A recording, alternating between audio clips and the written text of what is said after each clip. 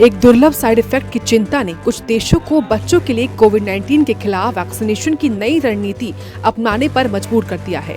कोविड-19 vaccine की दूसरी dose के बाद बच्चों में होने वाला दुर्लभ साइड इफेक्ट मायोकार्डिटिस है। मायोकार्डिटिस से दिल के मसल्स में सूजन और लालिमा आने लगती है।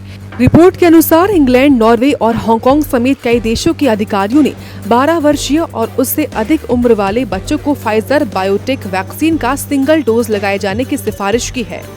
कवायद का मकसद कोरोना वायरस से आंशिक सुरक्षा देते हुए संभावित साइड इफेक्ट्स जैसे मायोकार्डिटिस के जोखिम को कम करना है।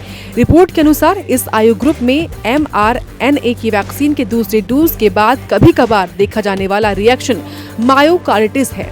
उन देशों के स्वास्थ्य अधिकारी विशेष तौर पर बढ़ते हुए डेटा के बारे में चिंतित हैं।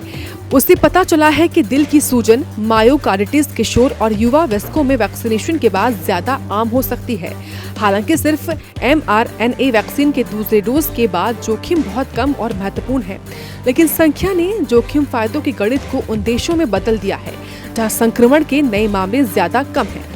रॉयटर्स की एक रिपोर्ट में बताया गया है कि पिछले महीने 12 से 17 साल के बच्चों को फाइजर बायोटेक वैक्सीन के सिंगल डोज की सिफारिश की गई है। एक्सपर्ट्स ने mRNA वैक्सीन के दूसरे डोज के बाद दिल की सूजन जैसे साइड इफेक्ट की रिपोर्ट देकर फैसला लिया है।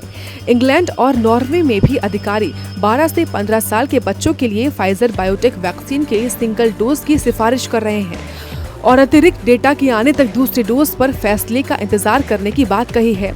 Centre for disease control and prevention के अनुसार पेरिकार्डिटिस और मायोकार्डिटिस के मामले अधिकतर पुरुष, किशोरों और युवा वयस्कों में mRNA की कोविड-19 वैक्सीन के पहले डोज के मुकाबले दूसरे डोज लगाने के बाद हुए हैं। अमेरिका की इन्फेक्शियस डिजीज सोसाइटी के प्रवक्ता डॉक्टर आरोन ग्लॉट ने रिपोर्ट में रोशनी डालते हुए फॉक्स न्यूज से कहा है कि ये नई रणनीति निश्चित रूप से सार्थक मूल्यांकन है। असर करने की स्थिति में उससे सैद्धांतिक और व्यवहारिक फायदे हैं। हालांकि उन्होंने चेताया है कि उसे साबित करने के लिए पूरी तरह से उपयुक्त रिसर्च होनी चाहिए। उनका कहना है कि मानक दृष्टिकोण का प्रदर्शन और विश्लेषण किया जाना बाकी है।